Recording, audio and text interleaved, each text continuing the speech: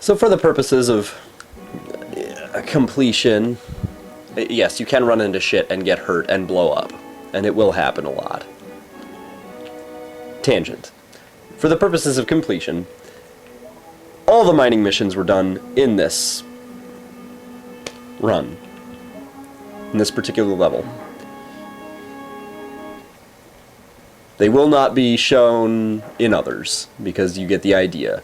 You come into the level, you spray that black semen all over the seafloor, which somehow clears away coral instead of your drill. And voila.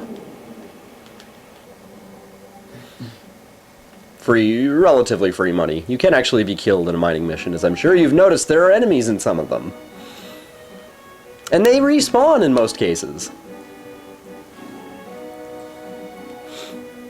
Yeah, oh yeah, a word of warning. Do not, under any circumstances, go in a different route than I have, because some of those buildings that you see just kind of sitting there chilling can be blown up by enemy ships and you will lose money. And in a game that's very dependent on your income, that's not very good. Because they don't give you many opportunities to get money, and especially easy money.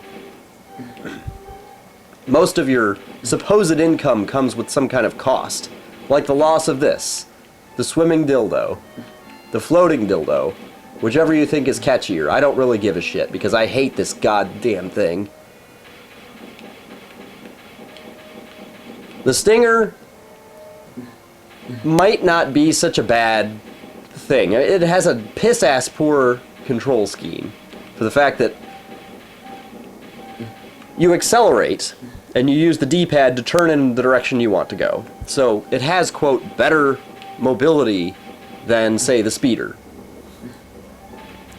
But two things really kill that. One, it takes forever to rotate the thing.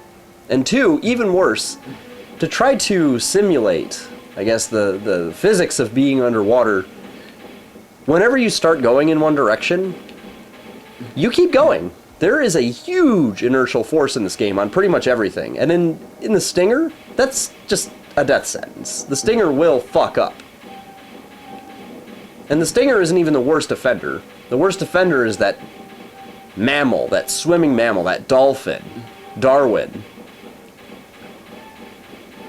He was kind of cutesy and endearing in the show if you were young enough, and that sort of business. He was basically Flipper who could talk.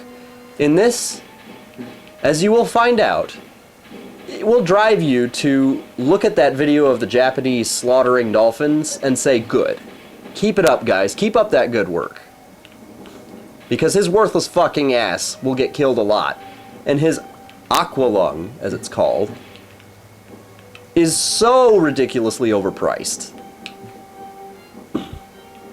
You get 10 grand for finishing a mission in this game. 10. The Stinger alone costs something like 7? Ah, yeah, 7,500. Speeder's 5,000.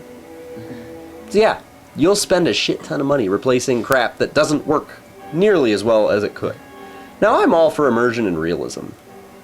It has its place, but when it interferes with the fun factor to a degree that you want to go out and stomp on some little girl's kitten, it's probably not a good gameplay development.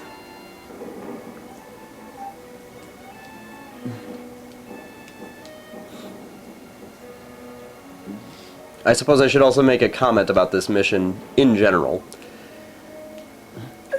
Move around back and forth when you're trying to get through it with the Stinger.